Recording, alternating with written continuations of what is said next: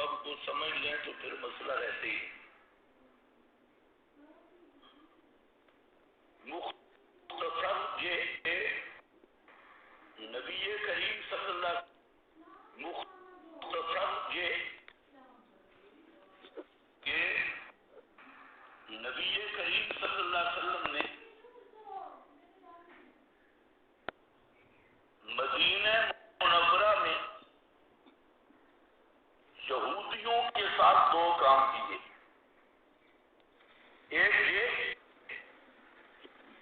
کہ بنو قریظہ کے موٹے موٹے مجتہد اور موٹے موٹے یہودی ان کو آپ نے ذبح کیا ان کی بدعادی کی وجہ سے معروفہ سے. اور بعض یہودی اسی طرح خیبر کے یہودی تھے اور بعض یہودیوں کو جلا وطن کیا حتیٰ کہ آپ کے وسائل میں اخرج الجہود عن جزیرۃ العرب. یہ یہودی قوم حسد میں سب سے آگے ہے. تو یہودیوں نے اپنی بنو قریظہ خیبر بنو نذیر اور اپنے ان ایریوں کا انتقام لینے کے لیے بدلہ لینے کے لیے انہوں نے ایک منصوبہ بنایا. اور یہ سب جانتے ہیں کہ دنیا میں یہودی لومڑی سے بھی زیادہ تیز ہیں اور چالاک ہیں اور ہمیشہ یہودیوں کی چالیں زیر زمین ہوتی ہیں. آج دنیا میں جتنا فساد ہے اور جتنی لڑائیاں ہیں تو اگر آپ غور کریں تو یہ اندر یہودی چھپے ہیں سارے یہودیوں کی.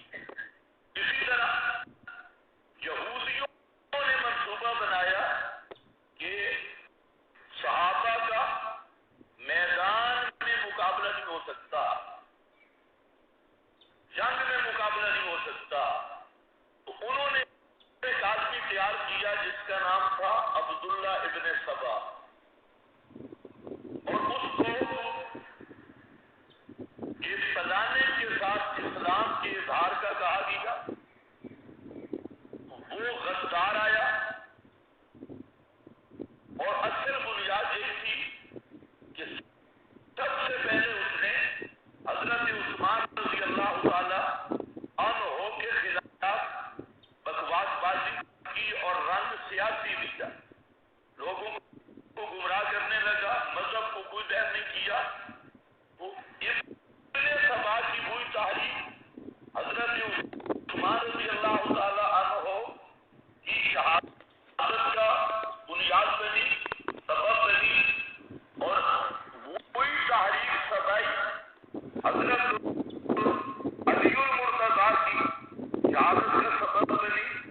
وہی سبائی ٹولہ جنگ صفین اور جمل کا بنیادی کردار تھا اور وہی سبائی ٹولہ واقعہ کربلا کی بنیاد اور اصل سبب بنا.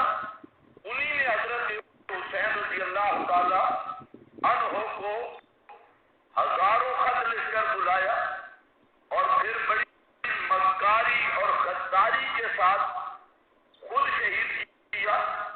اور امت میں جو وہ بیج بونا چاہتے تھے, خیبر بنی قریظہ کے جو بدلے لینا چاہتے تھے, وہ لینے میں اس حد تک کامیاب ہو گئے کہ حضرت حسین